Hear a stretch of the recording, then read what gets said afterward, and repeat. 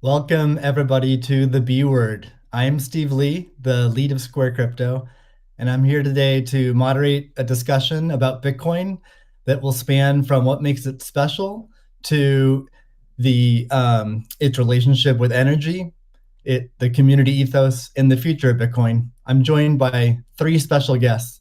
The first is Kathy Wood, founder, CEO, and CIO of ARK Invest. Next is Elon Musk, techno king of Tesla and chief engineer of SpaceX. And finally, Jack Dorsey, CEO of Square and CEO of Twitter. So we have a lot to talk about today. So let's get to the talk and get right to it. I'm going to start off by asking each of you a question, which is what's shaped and influenced your views on Bitcoin? And let's start with Kathy. Okay, Steve, thank you. Well, the first thing was our focus on disruptive innovation. So starting in 2011, Brett Winton, our director of research, who I know will be on the program later, he started talking about this thing called Bitcoin at the time. And it was a curiosity as we were doing our brainstorms in research. But as we learned more about this open source ecosystem, that might fulfill the role of the payment system that the internet neglected to build into the system, not expecting commerce. We thought, this might be something. And then I became even more interested when I realized that my economics would come into play as well here. And Art Laffer, my mentor from USC, and a monetary scholar. In 2014, I asked him if he would collaborate on a paper on Bitcoin. And he was a bit of a naysayer at first, but agreed to read the paper. He read the paper, tore it up, and from an economics point of view, really wanted to understand this. And he said, I think you got something here. This is a rules-based monetary system. I've been waiting for this for my entire career. So the combination of disruptive innovation generally, economics on top of that, and the huge misunderstanding out there as to what this is, that was intriguing and launched our research effort. Thank you. Elon, what's influenced your views on Bitcoin? Well, I've thought about money for quite a while, obviously, since the PayPal days. And then the companies that preceded that, X.com, which I created, and Confinity, which Peter Thiel, Max Levchin, Luke Howry, and others created. When we combined the companies and made PayPal. So I've been thinking about money for a long time. And really, it's best to think of money as an information system, primarily an information system for labor allocation. For practical purposes, it exists in a series of heterogeneous databases, like very different databases in bank mainframes around the world. It moves quite slowly in reality. It seems to move fast sometimes, and it does with PayPal, which is real time. But the vast majority of the systems out there are batch processing. So the actual reconciliation may take 1 to 5 business days, sometimes longer. And you have the ACH system, which is ancient and still in operation, which allows transfers effectively like a check would be an ACH transfer, but it's not secure. And you've got the credit card systems, which are also not secure. It would be like handing your username and password to a stranger in a restaurant if you buy a meal. So there's definitely an opportunity for something that is better from an information theory standpoint. So and there you can think of it like data on a network. I think is the way to view it. What has the most throughput? What has the least error? What drops the fewest packets? Fraud, for example, being a source of error, and government interference in currencies being a source of error. But it's fundamentally an information system. So I think it makes sense to support something that improves the quality of information with which we conduct the economy. And Bitcoin is a candidate for that. It does, I think, some things Well, and it's obviously it's evolving, and there are additional things like Lightning being done on top of Bitcoin. But Bitcoin per se is mostly solving for scarcity, or rather solving for essentially having no throat to choke, decentralized. So there's no one who can be coerced in any way to empty their Bitcoin account. Well, I guess they could technically, but on an individual basis, but the system as a whole cannot. Um, and it has an open ledger, which is also quite good. But transaction volume is low. Transaction cost is high, and usability for the average person is not yet very good. But it has a lot of potential. And I should say that, like, I'm not, and I apologize for taking a long time, but there certainly is a lot to say. In general, I'm a supporter of Bitcoin, and the idea of cryptocurrency in general. But as I've said publicly, we do need to watch out for crypto taking, especially Bitcoin, using proof of work to maybe use energy that's maybe a bit too much, and not necessarily good for the environment. So, but on balance, I support Bitcoin, and I'm not an investor.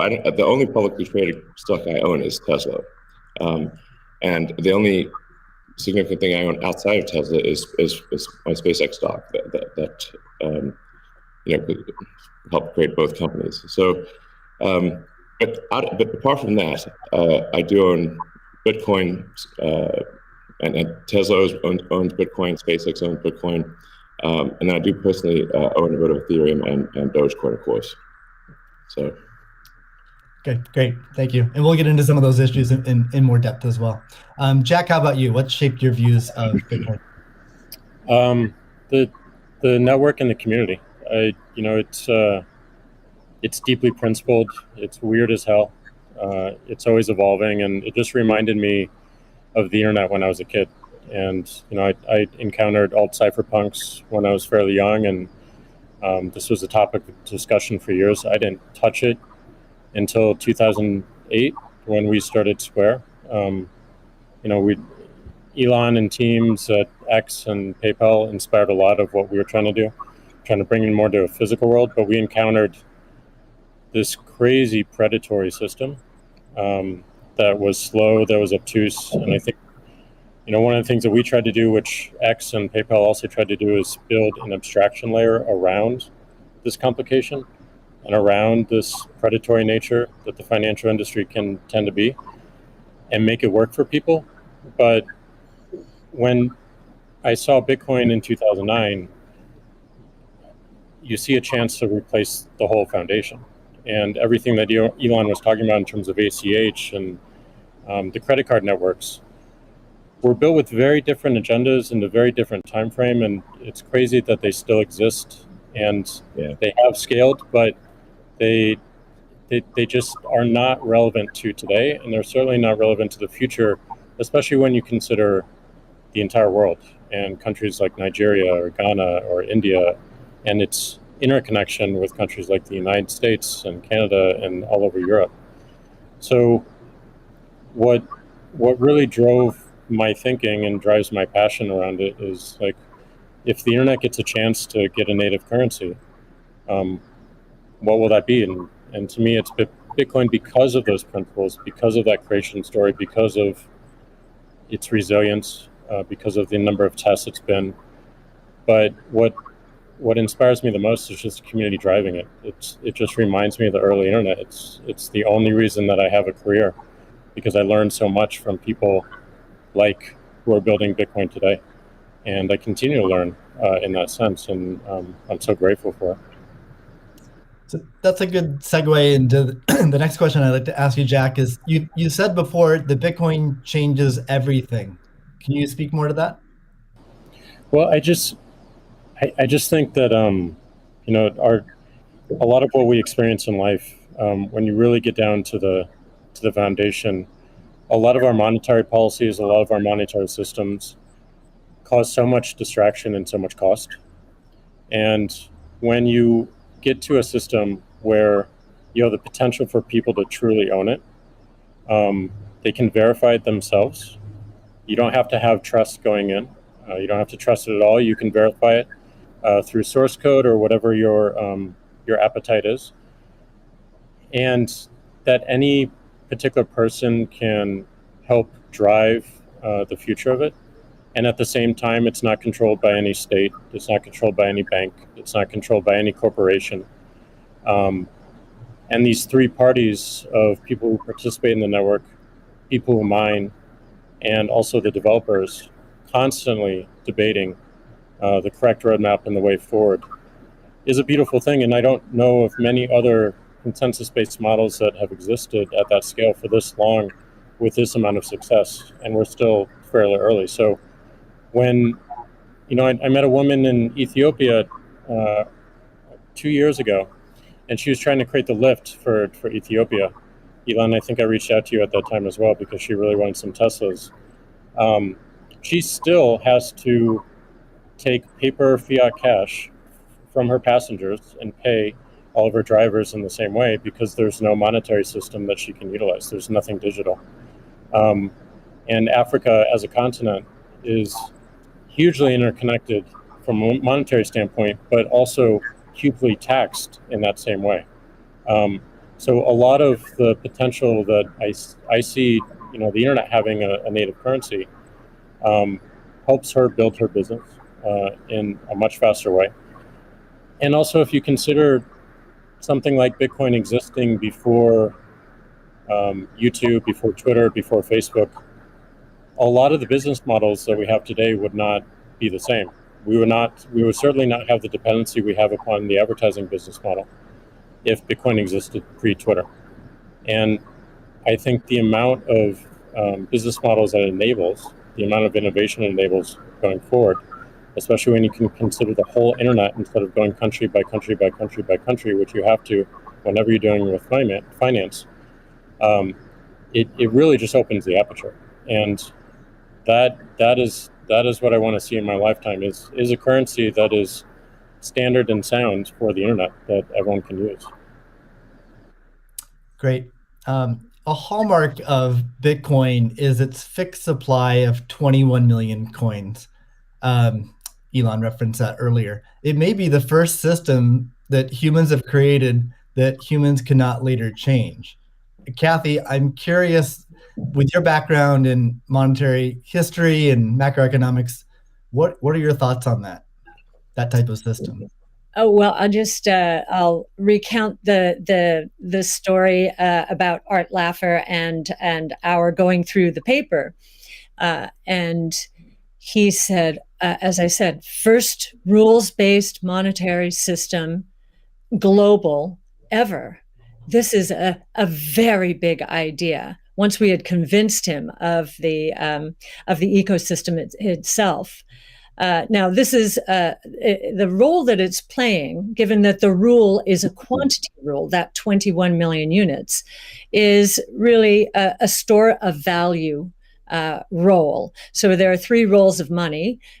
Store of value, very important. The means of exchange, so for transactions, and the unit of account. Every good priced in terms of whatever the unit is. So store of value is its primary use right now. The others exist. Unit of account, reserve currency of the crypto asset ecosystem. That's being seeded a little bit towards stable coins right now. But the store of value is a very big role. And means of exchange with apps built on top of the Bitcoin blockchain, we think is going to become more of a reality. Right now, high value transactions take place over Bitcoin, and that is a very useful role. So we look at those, and I remember saying to Art, "How big could this be?" And he said, "Well, how big is the U.S. monetary base?" Well, today it's $8 trillion. $8 trillion. At the time we were talking, it was $4 trillion. So we've gone through another crisis since then. And so the store of value, this idea that purchasing power will go up over time if demand rises relative to supply. Supply ultimately fixed at 21 million units. That's a very good thing. Purchasing power going up globally around the world. And this idea that it's a hedge against confiscation of wealth. And that can take place in a myriad of ways. But inflation, and especially hyperinflation in emerging markets, is the primary way. Talk about destroying purchasing power. So that's a very big idea. And I'll also mention deflation. In some ways, it's a hedge against deflation. I know some people are confused that we at ARC think that we're in a deflationary environment here in the United States. If that is true, the odds of a hyperinflation in the rest of the world, especially in emerging markets, is also true. So, but this deflation, and we learned from 0809, there's counterparty risk associated with deflation. And I think Bitcoin would be a hedge against that eventuality as well. So it's a very big idea. Right.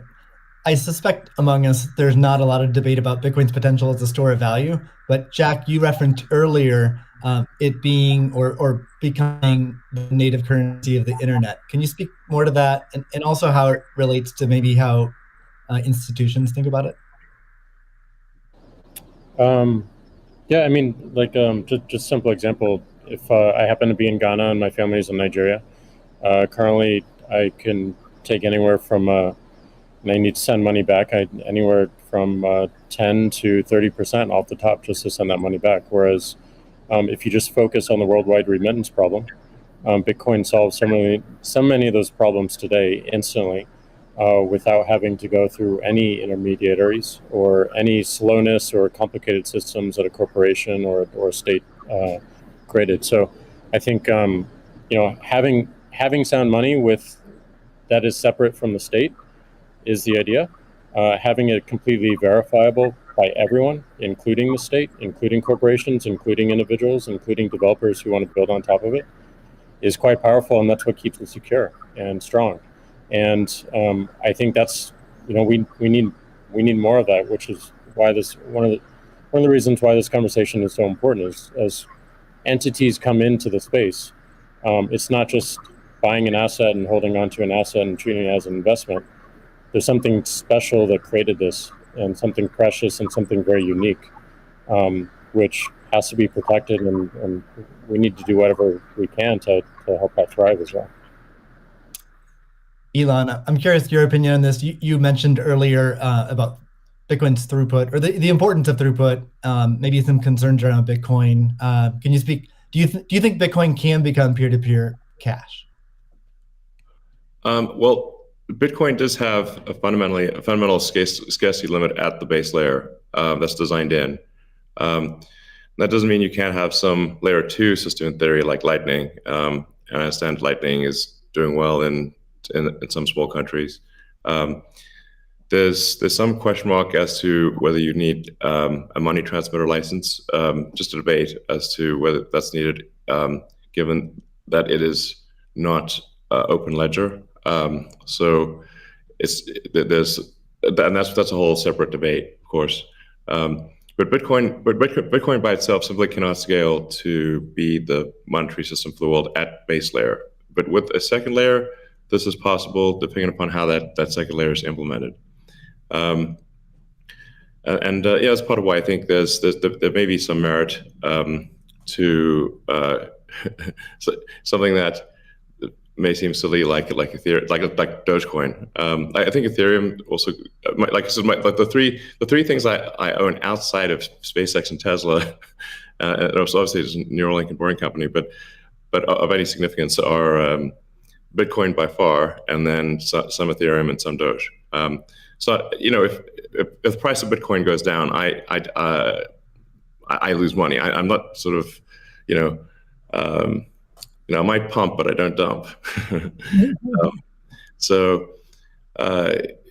it's not a case of I definitely do not believe in in getting the price high and selling or anything like that. And I would like to see Bitcoin succeed. I think there's some merit to this is not a slam on Bitcoin. There's some merit to considering something that has a higher max transaction rate and a lower transaction cost, and kind of seeing how far you could take a single layer network where the exchanges act as a de facto second layer. I think you can probably take that further than people realize, and as bandwidth increases over time, latency decreases. SpaceX's Starlink is actually playing a role in this, and I think long term people will probably have access to worldwide access to gigabit level connectivity at low latency, and so at low cost. And so then your base layer could do a lot of transactions if you take that into account. So yeah, but like I said, Bitcoin with a layer 2 system certainly could scale to do a vast number of transactions. Same goes for Ethereum. Question about the scaling at the layer 1. The concern from the past 5 years of debate in the Bitcoin community is that would sacrifice too much decentralization and hurt the censorship-resistant properties of Bitcoin. I'm curious if what are your thoughts on that? Are you sensitive to that? And are you concerned about losing some of the special properties of Bitcoin or another cryptocurrency by scaling at layer 1? Yeah, I mean, these things are helpful to use the physics tools of thinking and say, scale up, scale down, and see if it still makes sense. So if scaling up the transaction block doesn't make sense, why don't you scale it down? And have it be, so that somebody, with a laptop from 2008 can still run a Bitcoin node. Why not slow it down? Oh, you want to slow it down? Well, maybe you're at the wrong number then. there's actually there's members in the community that do want to slow it down, but I understand your point. It's silly. The reality is the average person is not going to run a Bitcoin node. So this is and Bitcoin. It was a lot of clever ideas, but these parameters were set. I don't know in 2008 or something, maybe 2009. And there's been some improvements since then, but not a lot. So, it's sort of if there was still in 2008 there was still a non-trivial number of people on modems. So, now it is quite common to get 100 megabit connection just for a house. Some houses have gigabit connections. So, and that trend is obviously in the direction of higher bandwidth and lower latency. And if somebody else doesn't do it, Starlink certainly will. So I have high confidence that you will be able to maintain a decentralized finance system while still having a much bigger blockchain, aka ASCII text ledger, a hash ledger. You can make the hash ledger bigger without suffering from decentralization as the average connectivity improves, obviously. One idea would be to to put a Bitcoin full node in Starlink terminals. That way more people would be running it. Actually, I have run this by the team at one point. I had this idea, which is kind of off the wall, but let's say you need a little space heater. And normally your space heater would just be pure entropy. But what if that space heater was also a Bitcoin, Ethereum, Doge mining node? Pick your currency. And so then you'd be heated up, and you would also mine your crypto and have connectivity in one. I love that idea. Yeah, I mean, better than running a space heater. Absolutely. Are there any other So you're drawn to Dogecoin a little bit. Are there any other gaps in Bitcoin that you see that cause you to be drawn towards Dogecoin? Oh, I think I mean, I think there's a, Doge has the Doge community. I think is somewhat irreverent, obviously, and is has great memes and loves dogs, and I love dogs and memes, and it doesn't take itself too seriously, and I think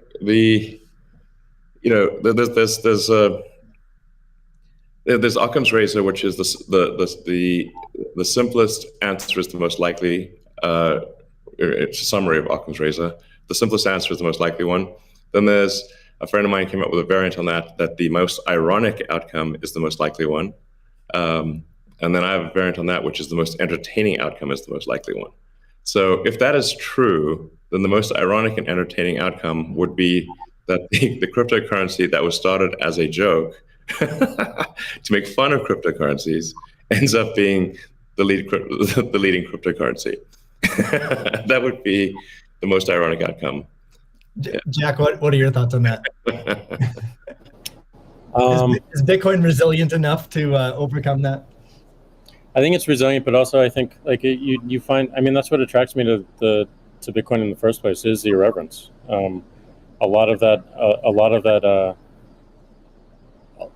just brings it forward, and at first go it makes it a little bit inaccessible, but as people get into it, it makes it more accessible and more spreadable. And I absolutely think the resilience is there. I think it's important to have fun as well.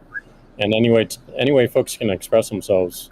I think that goes back to the main idea of how do we create a native currency for the internet? Anything that goes towards that path, that's whatever wackiness or fun we can have along the way. That's going to make it a lot more enjoyable, and it's going to make a lot more people want to use it. I'd also point out there's nothing stopping someone from creating a Bitcoin wallet that's fun and has memes, has dogs. That's possible as well. Great. Let's move on. Right now at this point. Let's move on to the next topic, which is Bitcoin and energy. It's a really hot topic that lots of people are talking about.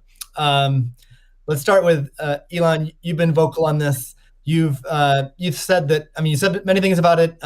You've also said that Tesla will resume Bitcoin payments if the renewable energy is approximately 50% and sort of looks like it's on a positive future trend.